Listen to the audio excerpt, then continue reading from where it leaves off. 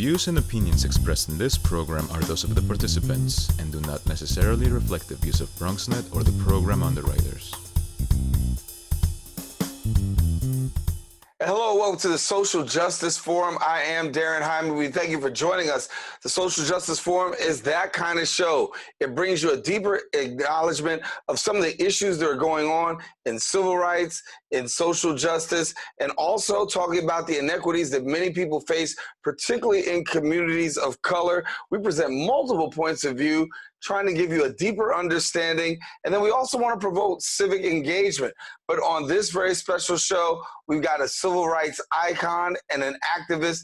Stay with us. The Social Justice Forum starts right now.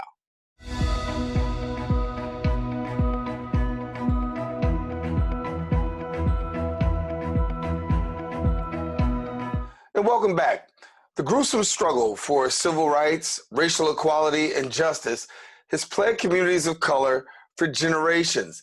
In the 1960s, national attention was focused on the extreme racial discrimination in the South, as well as the challenges being faced for many African Americans. Our guest is an influential leader in the civil rights movement. As the son and grandson of Ku Klux Klan members, he actually risked his life in the fight to achieve the second emancipation. As an organizer of the Freedom Rides of 1961 and the first white Southerner to serve as field secretary for the Student Nonviolent Coordinating Committee, better known as SNCC, he worked alongside Martin Luther King Jr., John Lewis, Rosa Parks, and many other civil rights leaders. Joining us to provide their point of view on this matter, I'm joined by the prominent civil rights activist, as well as a freedom rider and author of The Wrong Side of Murder Creek, a white Southerner in freedom movement, Bob Zellner. Bob, it's a pleasure and an honor to have you here on the Social Justice Forums. Thank you very much. I'm so happy to be on with you this morning and talking to many friends and allies and comrades in the New York area. Yeah, it's a beauty and it's an honor to have you coming all the way from New York to talk to you. But I want to first talk to you a little bit about where we are today, because when we look at today, we see a lot of social unrest, we see civil unrest. This is something that you have boots on the ground for. You were really active in trying to make sure that we had a better America. And in many ways, people will say we've taken 3 steps back. Give us your assessment of what you're seeing now today. In his historical theory, we are in a different era in our national history right now, and many historians describe it as the third Reconstruction. So we are in a Reconstruction period, trying to reconstruct our country after a devastating series of events, not in this case a civil war, although in some ways we have a civil war that has already commenced and is in progress as we speak. But the current civil war is being waged predominantly nonviolently through other means other than the barrel of a gun, although we have a lot of that also. But the current situation grows directly out of the racial history of the last 50 or 60 years in our country, and going back to the founding of our country. The fact that we have had racism and genocide built into our national policy from the beginning, and it's never been adequately addressed or redressed. So that's what we're in the current situation, trying to reestablish and rebuild our country after the devastation of Trumpism and the coronavirus and the pandemic. And so, like most crises, it has both promise and peril. Yeah. Talk to us about growing up in the South a little bit, because we know that the South in that time, totally different than what we're seeing it today. There are some similarities. There are some still great residual effects. But for you as a white man growing up in the South, talk to us about that and what the culture was like for you personally. Well, the culture for me personally, growing up in LA, in lower Alabama, as I did, um, it's very similar to what young people are going through today because we were thrust into a period of rapid change in terms of worldview and outlook. And at the time that I was growing up as a child in South Alabama, I grew up in a segregated society, and I grew up in a police state, Alabama, under George Wallace Mm. and John Patterson before him. And since my father had been in the Ku Klux Klan, and my grandfather was in the Klan, and many of my relatives were active in the Ku Klux Klan, um, they had experience in being the enforcers of a racial system that was based on oppression and denial of not only civil rights but human rights. So growing up in this South Alabama, I'm 81 years old now, so it's in the I was born in the 1930s Mm. during the Depression, and now we've come full circle and we're in the beginning of another Great Depression brought on by poor national leadership and leadership that cares more about their own personal gain than they do the common good. So anyway, I'm not rambling around here, but we're in a battle now to, um, and some people think to preserve our democracy, and some people think to restore our democracy. So in many ways, we've given up our democratic system of government, and one major party has self-destructed in front of our very eyes, and they will be rebuilding their party. We'll be rebuilding our politics for the next 15 or 20 years. And we have a right as an opportunity, as Biden says, to rebuild it not just back to normal, but better. I want to talk about when things weren't so better. I want to talk about back, in the 60s. As you mentioned, your father, a member of the Ku Klux Klan, your grandfather, a member of the Ku Klux Klan, and then you're also the son of a Methodist minister. And being the son of a Methodist minister, I heard, and myself being a Methodist minister as well, I want to ask the question because you said, your interest in civil rights was, pretty much birthed through your religious faith. But your religious faith was one thing, but you had a father and a grandfather who was operating in the Klan. So talk about the polemic there of you trying to pull towards your religious faith, but yet and still what you're seeing with your father and your grandfather who are actually operating under the sheets. Yeah, well, I was extremely lucky and grateful that my father was able to make that long journey before when he was a young man. So my father, when he became a Methodist minister, and when he started preaching the gospel as it is written in our Bible in the New Testament, he found that as an intelligent person, he couldn't reconcile what he was taught in the Ku Klux Klan with what he is now preaching from the pulpit of the Christian church.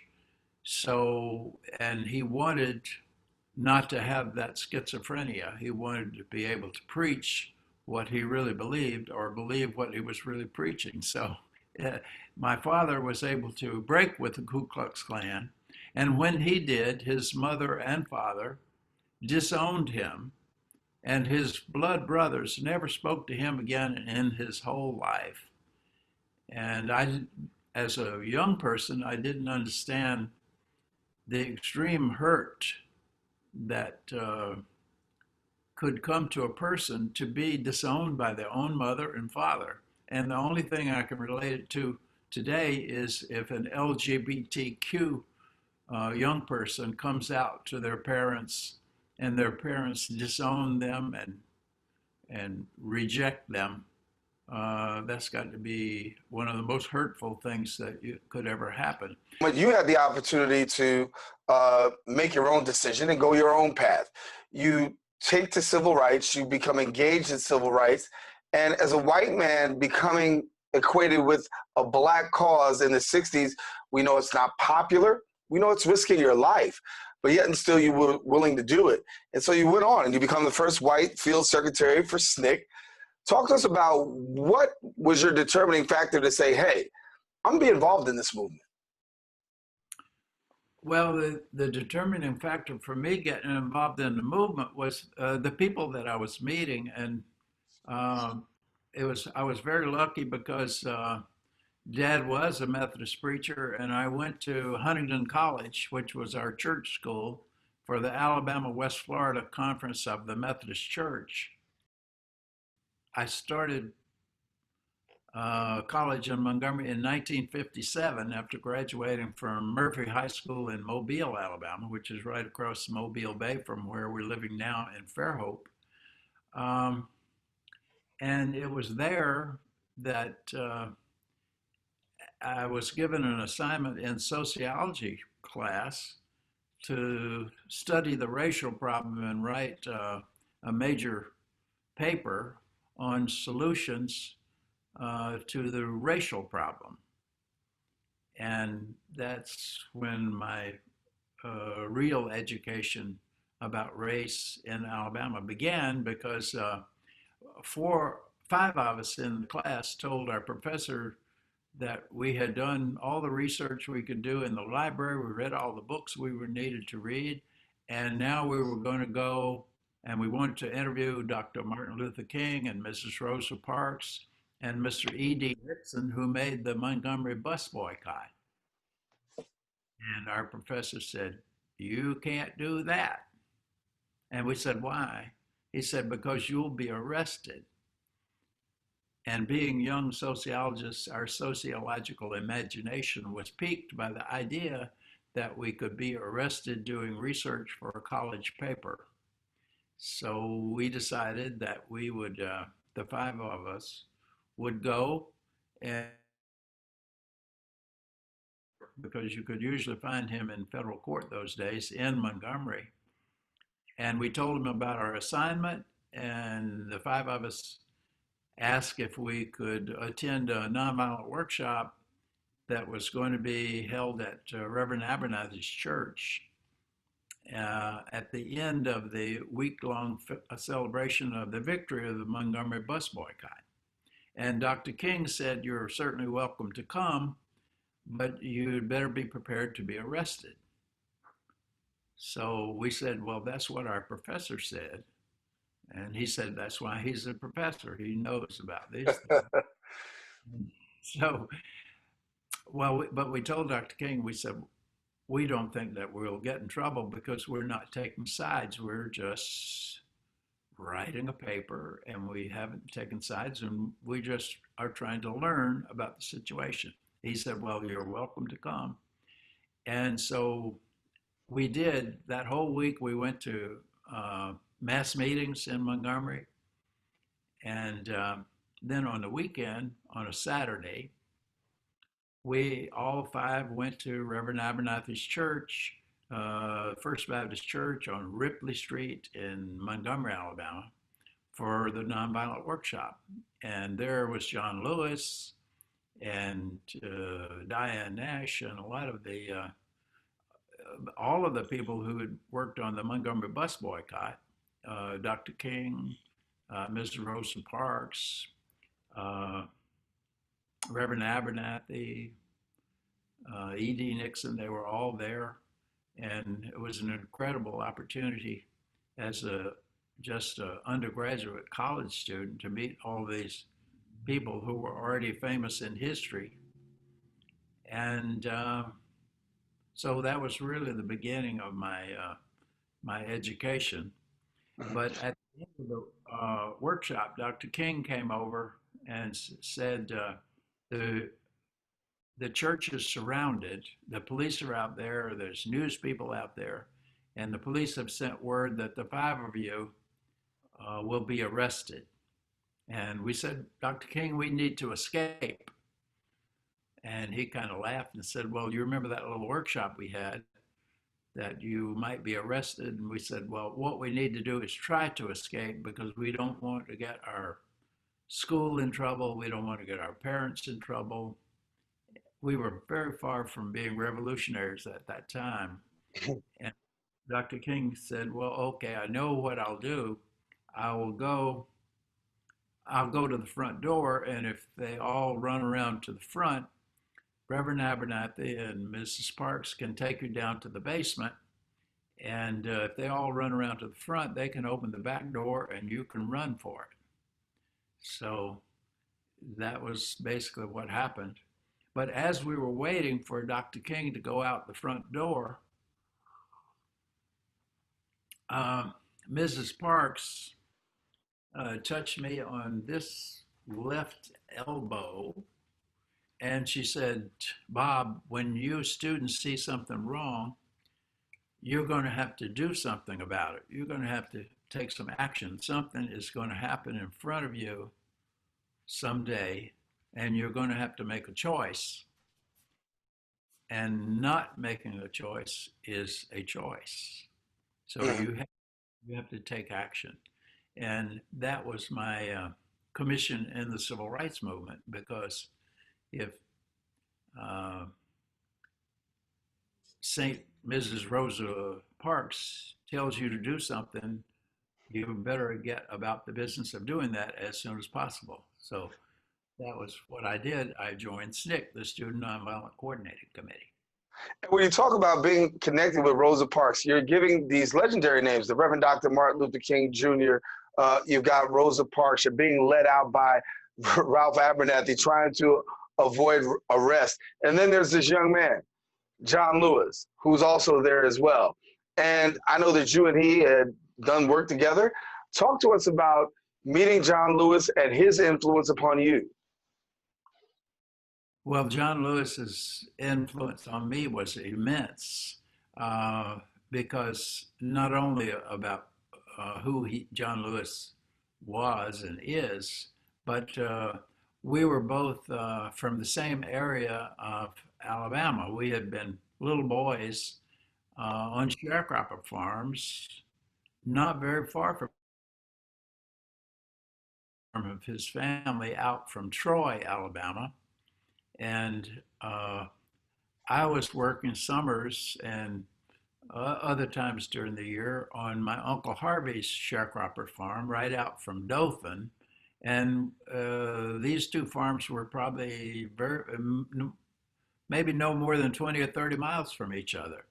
So we were, and John Lewis's name was John Robert Lewis, and my name was John Robert Zellner. So we always, whenever we got together, John Lewis would say, hello, John Robert Zellner. And I'd say, hello, Robert Lewis. So we had something in common, that we were from the backwoods of Alabama, and we were learning about the great wide world out in front of us. And we probably didn't have much of an inkling as children about what an incredible future we had together, and um, participating in this incredible country that we're in. So sometimes people say, when did you first meet someone? Well, someone like John Lewis, we knew about John Lewis before we met John Lewis. But I think that the first time I met John Lewis was in the summer of 1961, because after I managed to graduate from Huntington College in June of 1961, I worked my first job out of college in Monteagle, Tennessee at Highlander Folk School. And that was the summer of 61. And all during that summer, uh, Jim Lawson and John Lewis and Diane Nash and all the Nashville people were having nonviolent workshops every weekend. So practically every weekend from Highlander, we would drive up to Nashville and spend the weekend going to as many nonviolent workshops as we could. So without realizing it, I was once again being extremely lucky to be in on uh, some of the basic foundational work of the modern civil rights movement. Talk to us a little bit about the civil rights movement from your perspective, being a part of it. Obviously, you're getting in, and at what point did you ever feel like, I think I'm in over my head here? That came fairly early because I didn't realize, many of us didn't realize that SNCC was changing its fundamental basic character in the fall of 1961 because it was rapidly metamorphosing from a student coordinating committee that got together occasionally for meetings and to make policy. And in the fall of 61, it was transitioning to be a staff run organization. And the staff was just coming together in the fall of 1961. And probably the first full-blown staff meeting that SNCC ever had was in Macomb, Mississippi on October the 4th, 1961. And that was my first staff meeting. And that was just after Herbert Lee was murdered for trying to register to vote. And it was also the first time in the modern civil rights history of the South that a high school led mass march occurred. And that was when Brenda Travis and Hollis Watkins and Curtis Hayes and all the early young SNCC people walked out of the Berglund High School and went down to the protest the murder of Herbert Lee and the expulsion of Brenda Travis.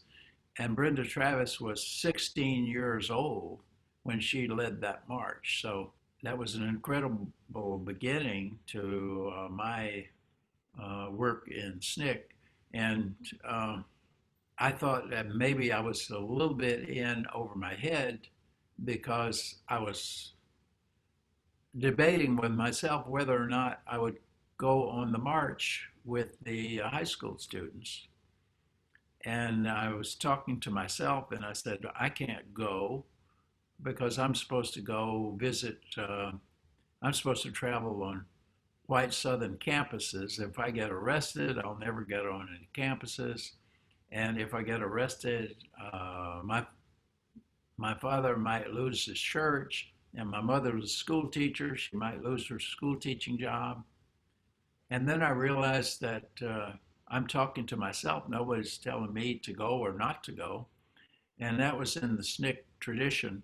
If there was some action where you might be injured or your life would be at risk, nobody asked you or told you or certainly ordered you to go and do that. You had to make your own decision. And I decided if I was going to be a part of SNCC, that I had to be a full SNCC person. So I did when they made picket signs there where they joined us in the SNCC meeting. They made the picket signs, and when they started out on the march, about halfway along, I decided, well, I'm going to go with them. And that was my first SNCC demonstration. And I thought I might be a little bit in over my head by the end of the day when I wound up, like some of the other students, being threatened with hangman's ropes and being taken to outside of Macomb down to a cow pasture and in the hands of Ku Klux Klan. And they said, we're going to hang you with this rope from that limb right there. I thought I was in over my head then, and I thought they were probably overreacting because it was my first demonstration, and they thought I was the guy that was in charge. I was the greenest person there. Brenda Travis had already been arrested 3 times on this freedom ride, so that was the perception of the South, and that was the beginning of being involved, and I wondered if I was in over my head. Let me take a quick break and come back with more with Bob Zellner as he gives us a little bit about the 60s, the civil rights struggle. After the break, we'll talk a little bit more about the freedom rides, and also, he's also a movie that's actually going to be named in part after, well, totally after him. We'll talk about that when we return here on the Social Justice Forum. It looks bleak. It feels bleak. But the city isn't shut down because our public services keep working. In spite of, and in the face of, the dangers, we can count on them. And to keep them working and funded, now and in the future, we need to be counted. Self-respond now to the 2020 census at my2020census.gov. We know that people are dealing with the health crisis, but there's also a lot of food insecurity. We're giving out healthy food options, and that's what's key here. If you're a senior, you have a disability, they'll actually deliver meals to you. The residents are anxious, they're worried, they're scared, they want to be tested. When things were happening in our community and we couldn't get the help. There's almost a presumption of criminality that attaches to your skin color. The site will prioritize those who are at highest risk in the population. If you feel symptoms and you'd like to visit one of these COVID-19 testing sites here in the Bronx, you may call the State Health Department's hotline. Important to note about this site is no reservations are needed. This is a walk-in clinic. A lot of us are out of work and looking for something to do. We have the machinery and the skills to make large scale of these masks and gowns. Take care of your people. It's going to go way further than we actually can understand. Right now, employees like myself are just adjusting to the new reality. Reporting from BronxNet, And we're back here on the Social Justice Forum. Daren Jaime here with you, our very special guest, one who is very committed to the civil rights struggle, one of the legends of the civil rights struggle. We've got him right here on the Social Justice Forum. Freedom rider and the author of the book, Wrong Side of Murder Creek, a white Southerner in the freedom movement, Bob Zellner, who is here with us. And certainly, as we're talking, Bob, I want to go back a little bit in time to just talk about the freedom rides. Many of us are familiar with them, but you were a participant in it. Being a part of the Freedom Riders, talk to us about the ride on the bus and what that actually meant for you. There was a period after the Freedom Rides in 1961 when almost all civil rights workers in the South were called Freedom Riders, whether you had been on a Freedom Ride or not.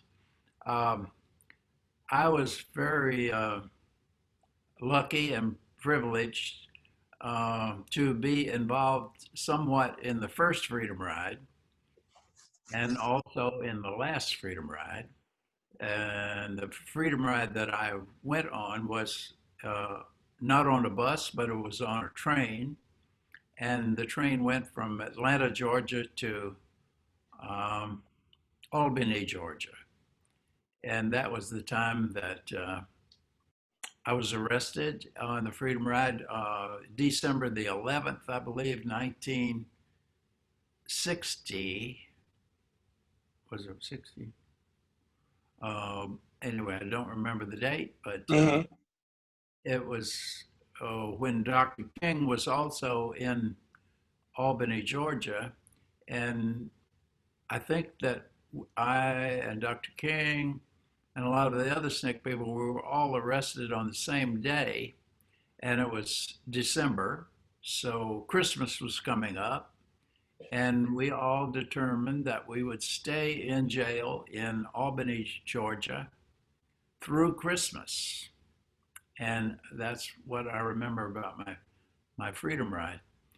When the first freedom ride came to Montgomery, I was still an undergraduate student at Huntington College. And of course, we were studying race relations and sociology.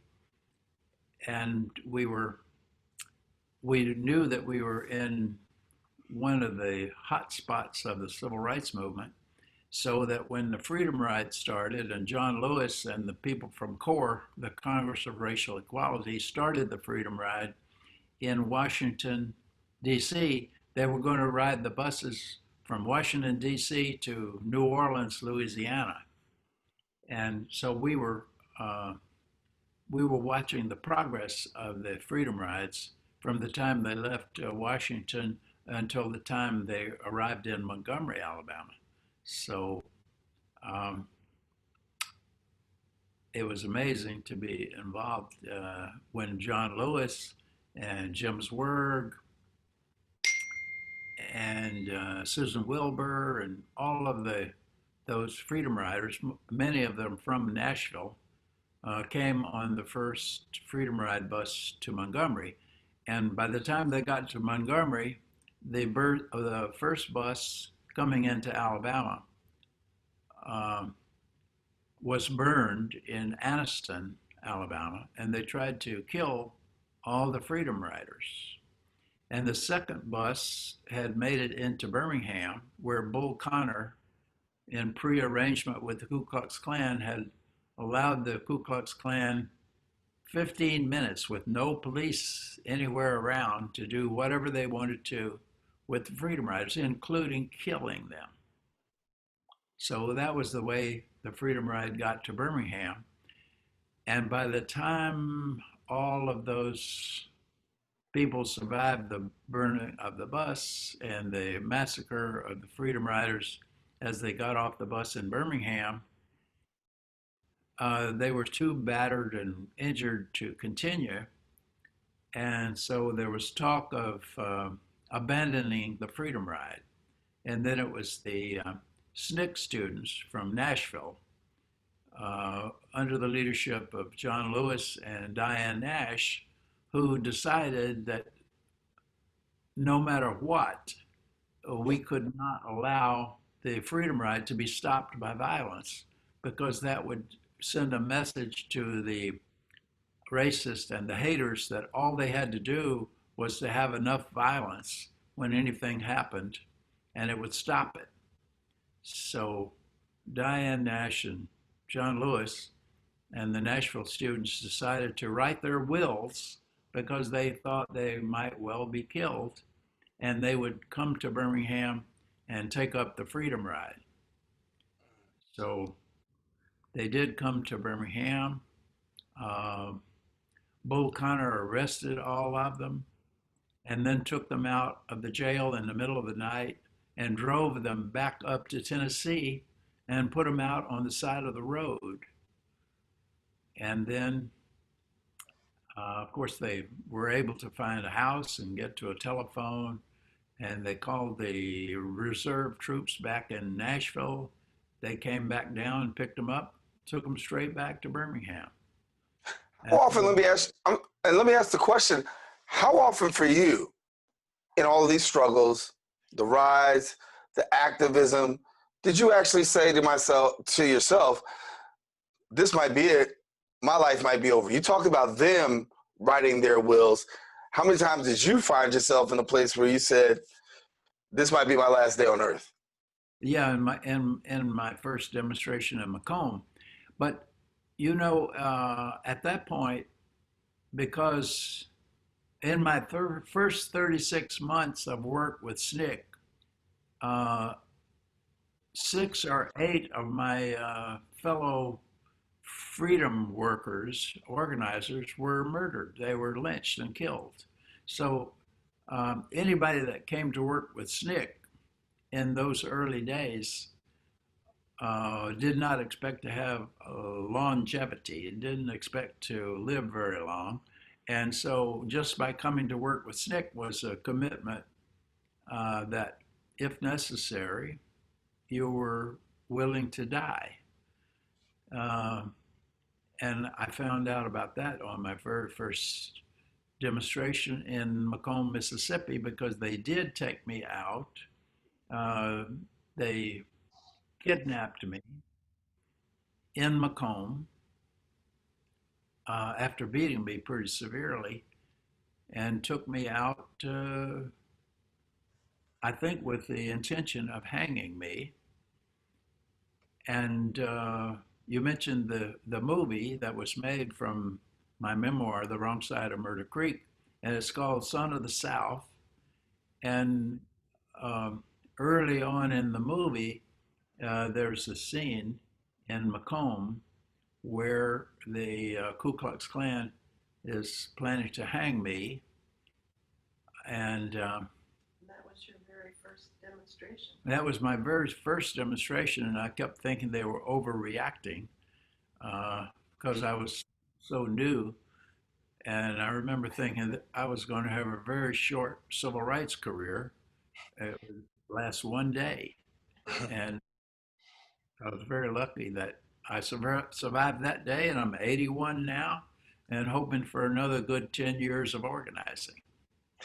Yeah, talk to me about the work that you're doing now, because obviously for you, you're still very passionate about activism. You're still very engaged in educating young minds and young hearts who want to be on the front lines for activism. I want to ask, what is your advice that you give to people when you see what's going on right now? What advice do you give them about being active and being connected for social change and social justice? Well, looking at the current situation, I understand the extreme importance of young people, because it many times in our history, young people, especially the civil rights movement history, young people have made the difference, because when you're young, you don't have families, you're in school, and that's important. But now you can take a gap year, or you can take a gap 2 years, or you can finish your undergraduate work and work for a couple of years and then go back. I've been to Brandeis University for 2 years of sociology study, and then I went to Tulane for 2 years of formal work on history PhD. And I'm always available to go back to school. So that's one way you want to ward off Alzheimer's and dementia, is to continue to educate yourself. So my education is still continuing. With all your work that you've done as an activist in the 60s, you still are doing activism right now. You're educating the hearts and minds of young people. What advice would you give young people with regards to activism today? They can tell us some things about organizing, but one of the main things that the young people are concerned about, and it's something that they have to take leadership on, is climate. And climate, everything is connected with everything else, and climate is especially connected with the political situation, because we have a reactionary, extreme right-wing government at the moment, and they don't care about climate change, and they want to increase the use of fossil fuels. And so it's up to the young people to change the government so that we can help keep the climate from killing all human beings on Earth. and the planet will be fine. The planet's going to be all right. But one of the worst dangers to the planet is the humans who are supposed to be the smartest. Do we turn out to be the smartest or the least smart?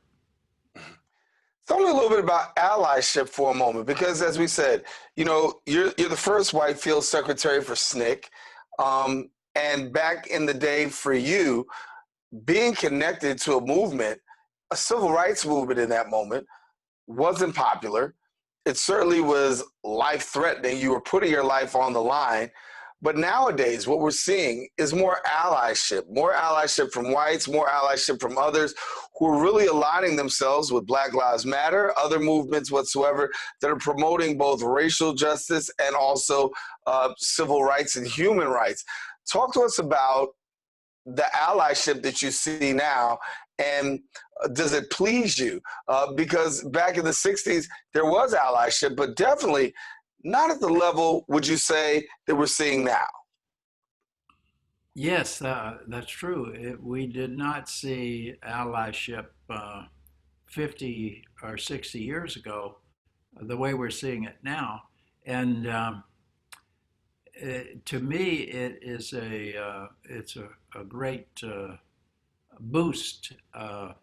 It's very gratifying because it seems to be so deeply felt,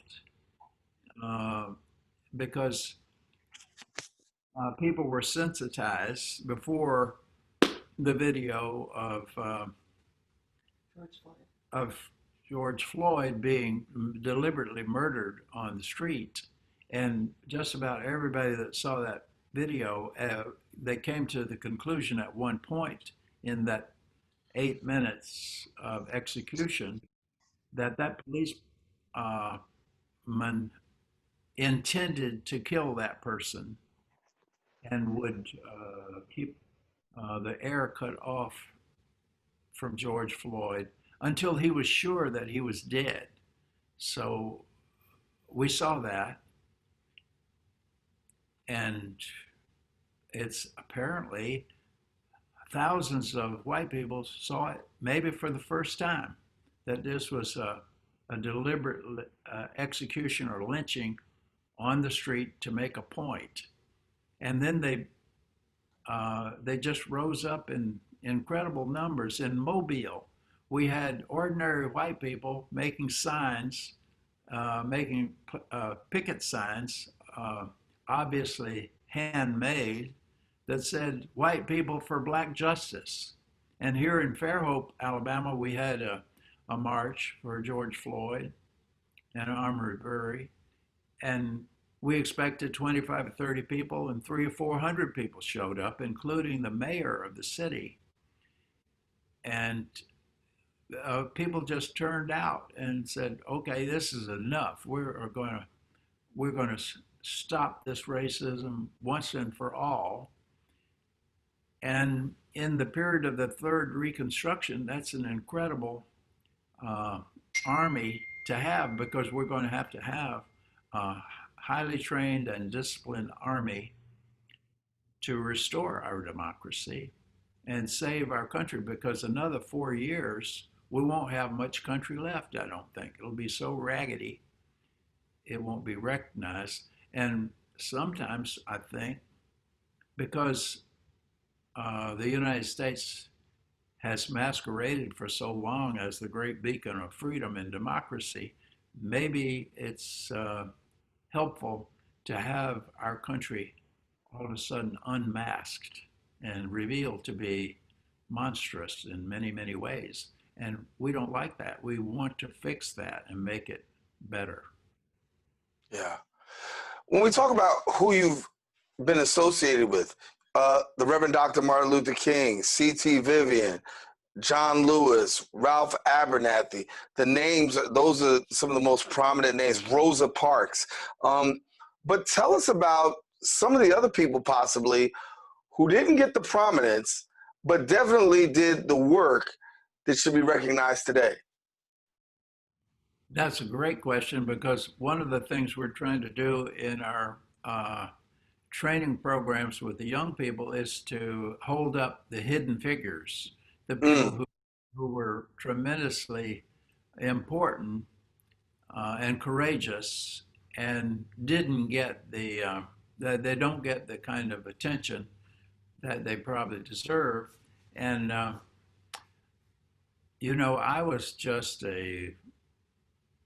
I was just a foot soldier. I was not an influential civil rights leader in the days of the civil rights movement.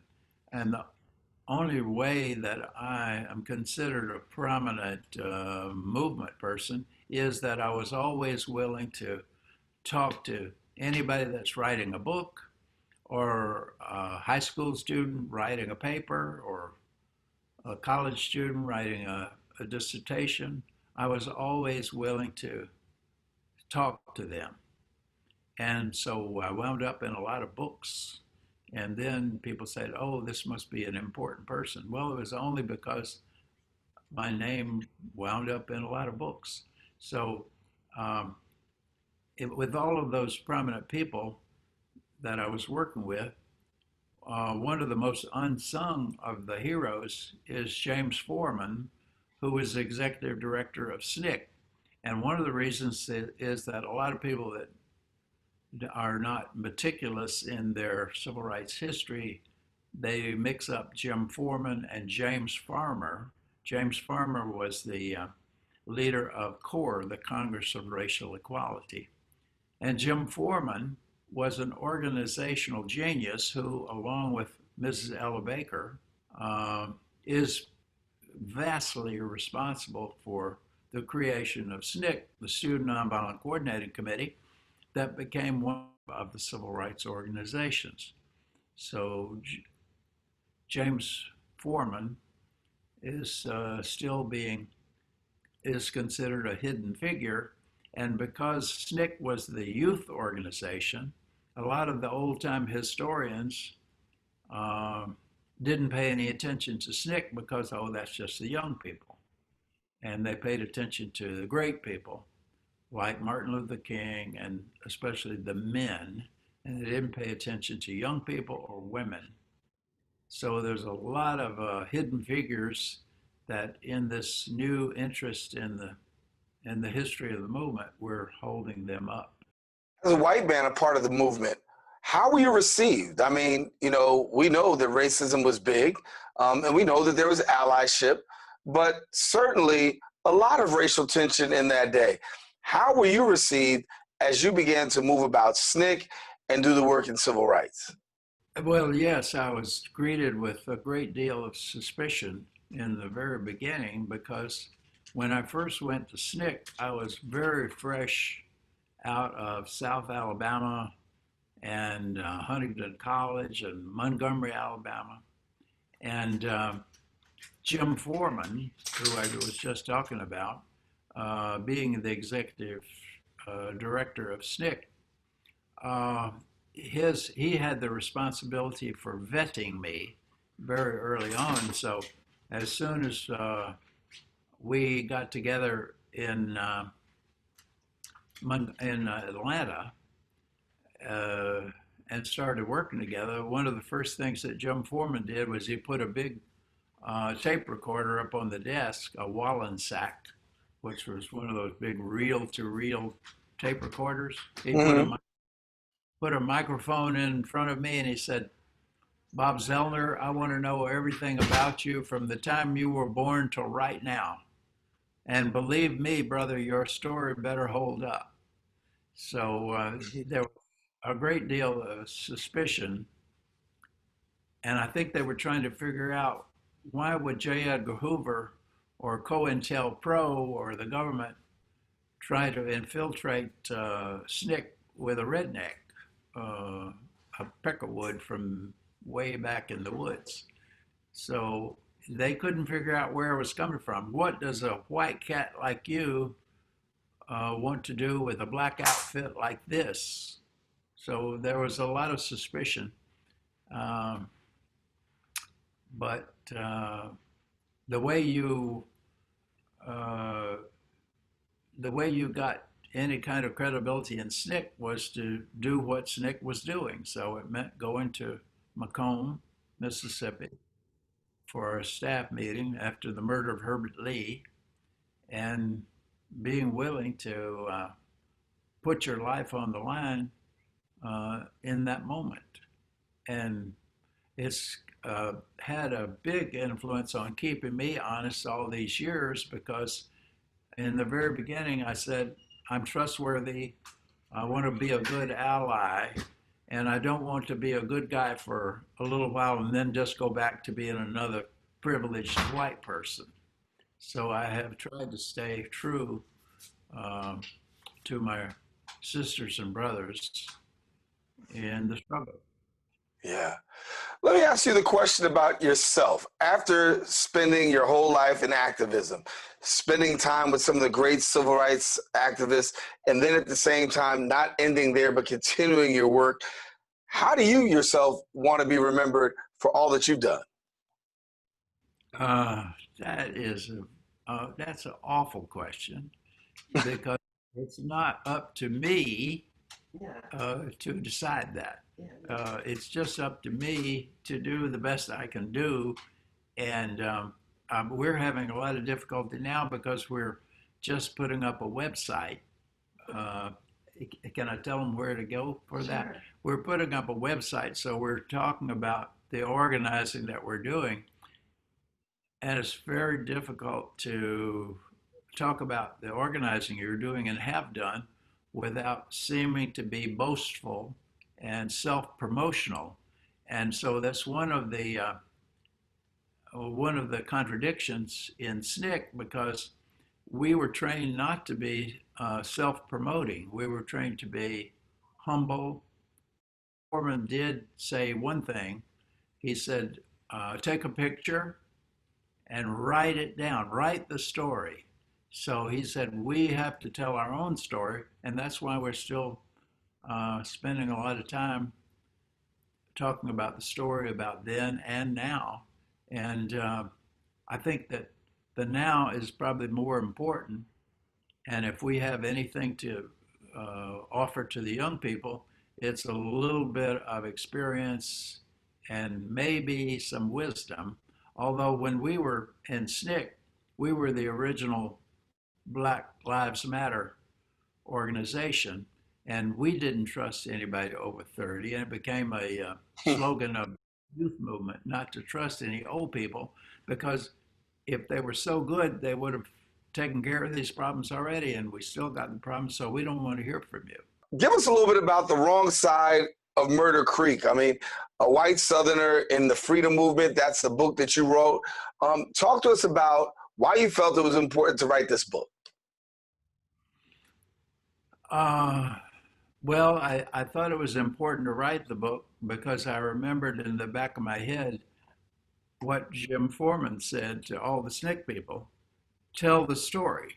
We have a responsibility for telling our own story, and we've had enough examples of, quote, historians not doing an adequate job of telling the young people's story.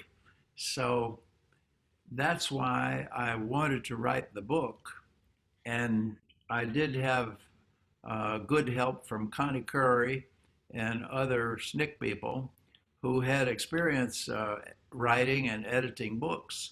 So that I did have a lot of help writing the book. But I wanted to, I thought it was an interesting story. And it was interesting in one way, in journalistic way.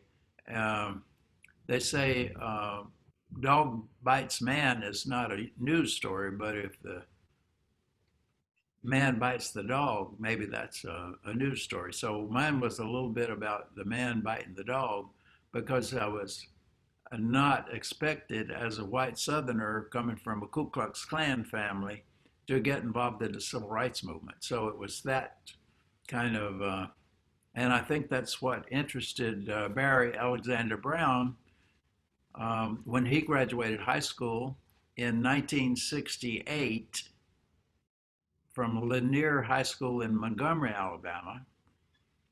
He knew something about my story because when I was first started as a field secretary for SNCC, just about everything I did in Alabama, Mississippi, Georgia, or Florida, or Louisiana, anywhere around in this area, it was usually carried in some way in the Alabama newspapers.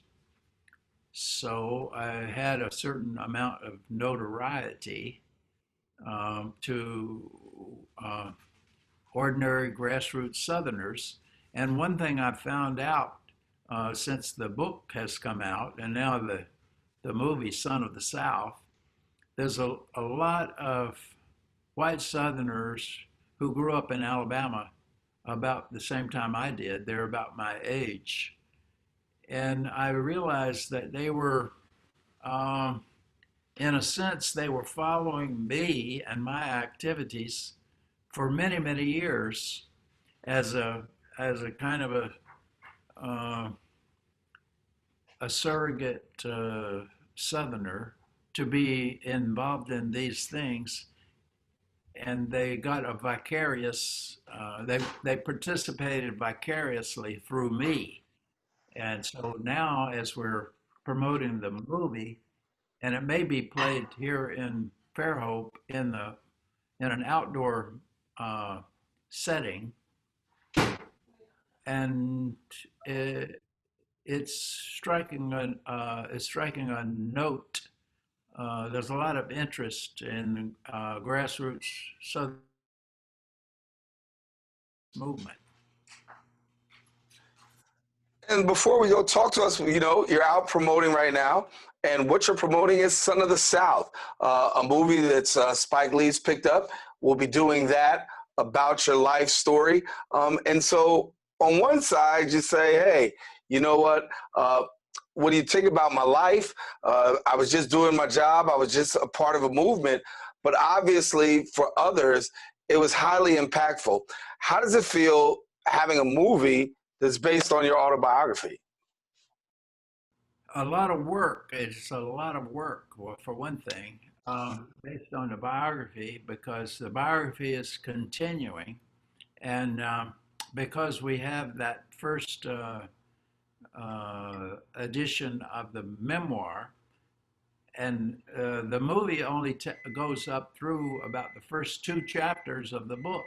So there's a lot of the book that's left untold, and we are storytellers. So we're looking at ways what comes after the movie. So we'll see what comes after the movie. Yeah. Well, thank you so much, Bob Zellner, for being our very special guest. It's been an honor and a privilege to have you here on the Social Justice Forum. Thank you for having me, and hello to all my friends and family and relatives in your speaking, hearing, and seeing area. Hello. All right. Well, thank you, Bob. And stay with us, Bob. I want to wrap up the show and tell us, I should tell us, but tell you, there's been a pleasure having you. And also Bob Zellner, our guest, sharing about the civil rights struggle. In order to know where you are, you got to know where you're coming from. In order to know where you're going, you have to know where you're coming from. And Bob Zellner provided us that today. We encourage you to stay connected to find out more about the Social Justice Forum, more about our show, every week here on BronxNet Channel 67. Until the next week, when we have another show, deeper discussion, more information. Stay safe. God bless. Take care. Daren Jaime, signing off.